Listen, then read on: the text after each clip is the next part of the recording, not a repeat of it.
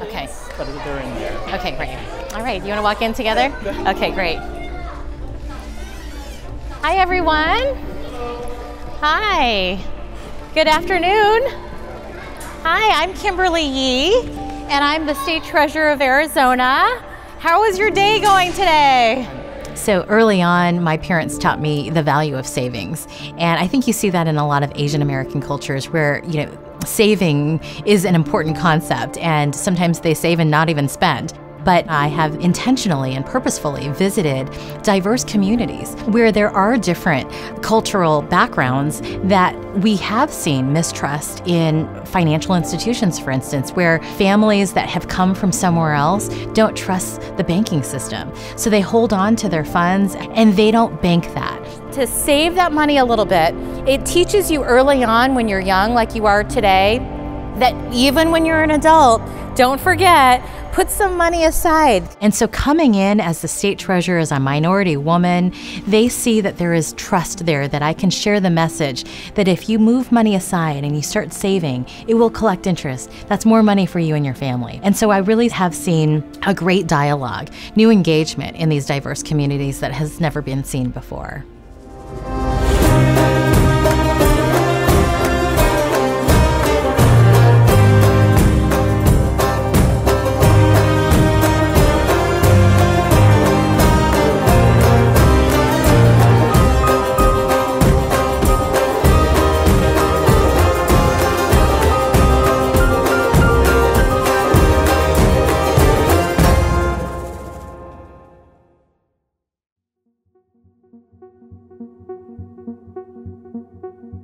Well, it's been a long time since I've been through this album. Reminds me of the many things that we used to do when we were new here in Arizona. And as the children were born and growing up, and always tried to record those special times. Yeah, you always had a camera ready to go. My father was born and raised in Pittsburgh, Pennsylvania, in the heart of the business district, and they ran a hand laundry business back in the 1930s. In the early days, around the start of the 20th century, the people who migrated from China, they were relegated to more menial type of work. Most of them, of course, if not all of them, had very little means to begin with. And so my father came back on his own to the United States, and at some point he was able to open his own little business. My grandfather opened this little shop, and the technologies were not like they are today. So my father would work in this little store every morning, every night. And as a 9-year-old little boy, he had enough. And so he shared with my grandfather, his father, I don't want to do this my whole life. And my grandfather simply said to him, you don't have to. This is Golden Mountain, the land of prosperity where you can be nothing and make yourself anything you want in this great country.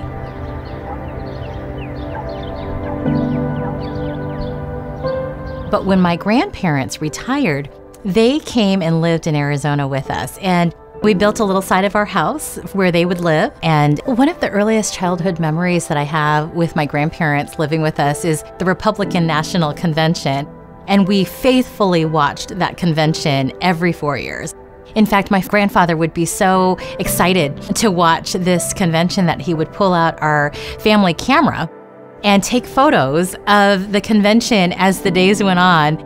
And we still have those wonderful family photos in our photo albums today. He was always up to speed on what was happening nationally. He knew what was happening in politics. And I think through osmosis and being raised in a family where the current news of the day was important and always voting and being engaged in government, that really allowed me to grow up in an environment where I could appreciate those who were our leaders and those who ran our government.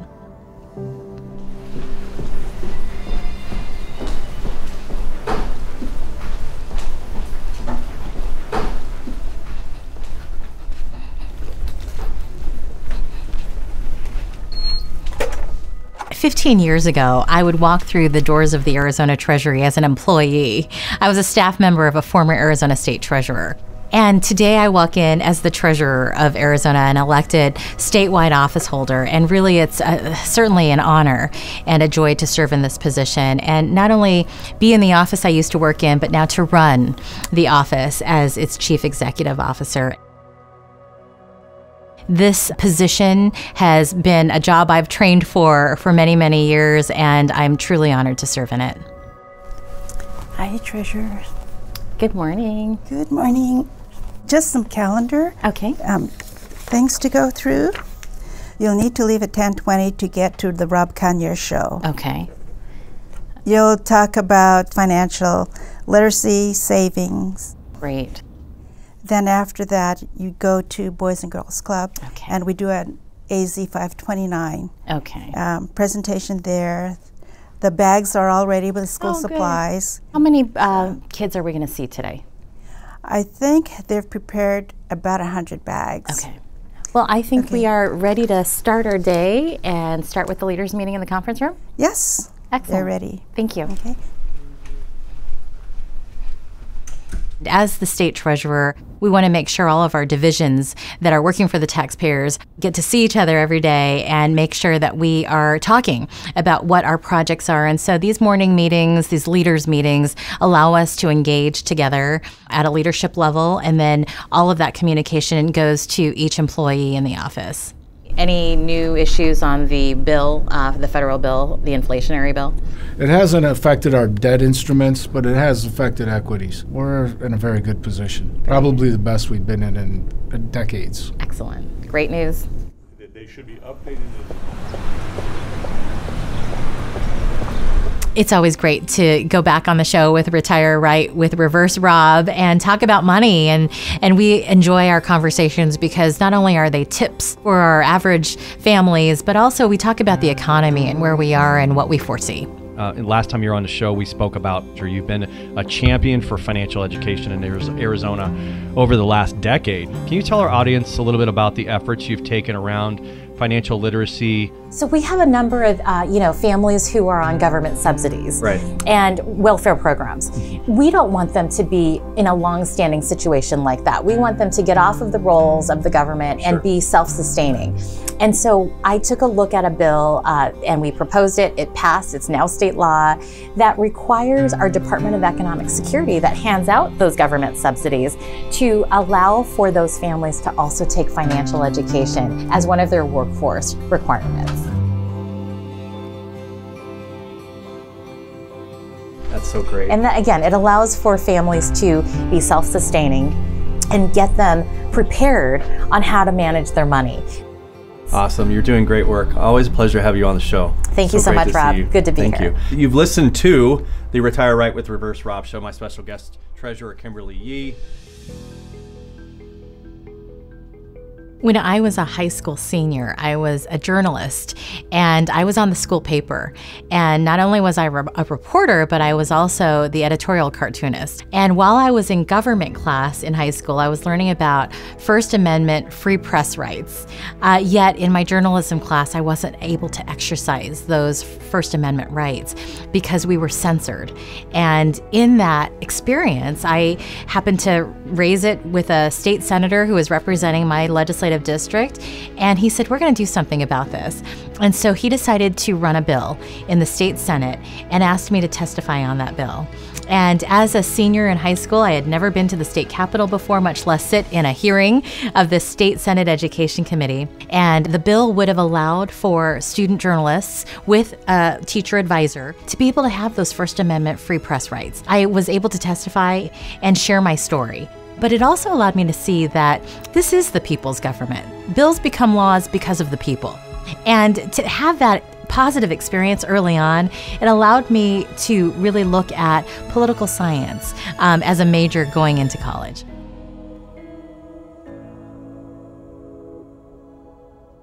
I've known Kimberly for longer than I think we both want to admit. I originally met her when I was first elected to the Senate, and she was a staffer. And we became friends while she was working there, and then she went off to the Governor Schwarzenegger administration in California. And during that meantime, I ended up becoming the state treasurer of Arizona. I got the rumor that she was coming back to Arizona, and I got her on the phone and said, would you come work for me? I served as his communications director as well as his legislative liaison to the legislature. In that role, I was able to take a look at how we manage our funds and making sure we have that simple principle of never spend more than you make. If your job is to make sure that the money only goes to things that it should go to, if somebody's out there trying to do something or not, they get very upset. And I came to blows back in my time against the sitting governor. We said, hey, there's a recession coming, turned out to be the Great Recession, and the state was on a track to run out of money for the first time since the Great Depression if we didn't change. And sometimes it takes a lot of intestinal fortitude, a lot of spine, a lot of strength to tell a governor no, or tell the legislature no, you can't actually do this. Kimberly, as an Asian American, is the first woman to be elected to the Arizona legislature. Initially, she was in the House of Representatives, followed by being elected to the Arizona Senate, in which she became the first Asian majority leader.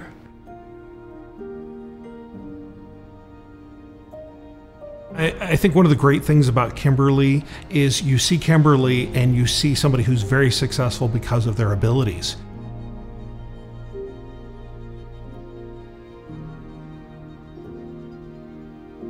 During my battle with my governor when we went through the Great Recession, and Kimberly was literally on the front line. She was answering all those questions and setting up a lot of those discussions that then I would have as treasurer. And so she demonstrated not only the ability to have that strength and that internal ability to not only comprehend the problem, but explain it in ways that the average person can understand. So it's not just enough to know what's right.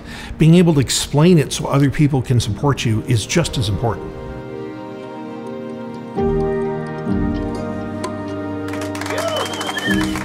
When I ran for the Arizona Senate Majority Leader position, I became the second woman to serve in this position since U.S. Justice Sandra Day O'Connor served in that position 44 years earlier in 1973.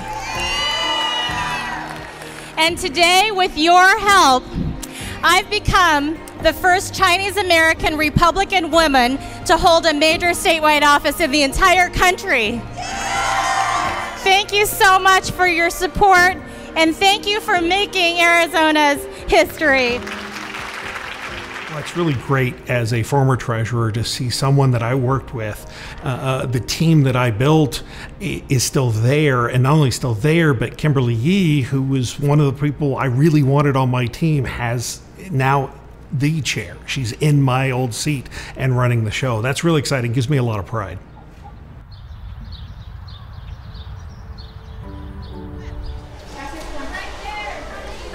Hi. My name's Brittany. Hi, Brittany. Nice Thanks to meet for you. having me. Of course, welcome.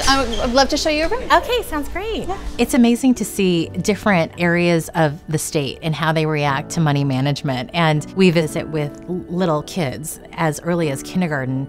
We want to make sure that money management and saving and these concepts is fun. George liked the suggestion so much that he was only a little sorry to put the train back down. So what does he have to do for a little while before he gets that train? He's gonna have to earn $5. Do you guys know what you wanna be when you grow up? Let's get some examples. What do you wanna be when you grow up? A basketball player, just like my boys. How about you? A cop, you wanna be a police officer, awesome. You might have to go to school or a university or a community college or workforce development, and you're gonna need some money to set aside and save for that, right? So your parents are gonna get some information in some bags that you're gonna get today that helps them start thinking about saving for your education. Is that awesome? Thank you, good luck in school. There you go. Thank you for being a good listener. Here you go, there you go. Have a good year.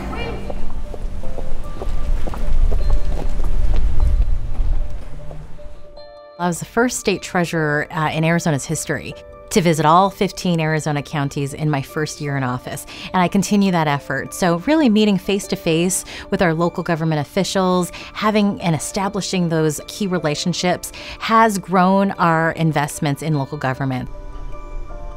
we know that you are locally elected and you know what's closest Correct. to the people. Correct. And so all of that, from a relationship building standpoint, we will help you along the way. We have seen assets under management go up in our local government pools by 75.4%. And that is just in 3.5 years of my administration. In 3.5 years is really extraordinary, so. Well, we appreciate that. Trust me on that, because we can use the people here in Goodyear love the amenities, and that's what we're working for, because it's all about improving the life Yes. and, of our citizens out here and improving their quality of life. But no, this has been very educational. I appreciate it. Absolutely. In 2016, I was a state senator serving my district, that very district I lived in when I was a little girl, and I got a call from the Republican National Convention inviting me to be a speaker on the opening day to share my American dream story.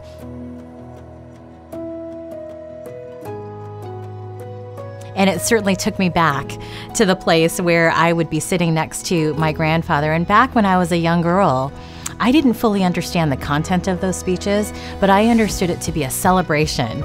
And watching the red, white, and blue balloons come down from the ceiling, I knew it was a celebration of freedom and opportunity, and really celebrating that American dream.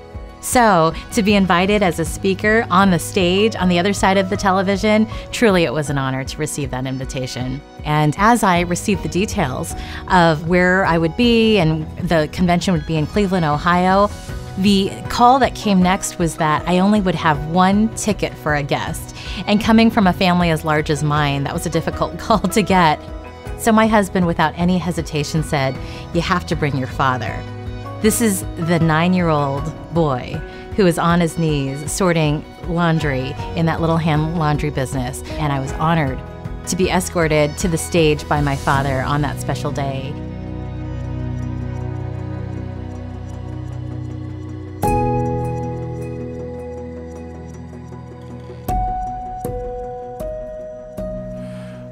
Well, I do remember the convention in Cleveland, and I was so proud that I was able to not just accompany Kimberly to the convention, but also be inspired by the fact that she represented our family.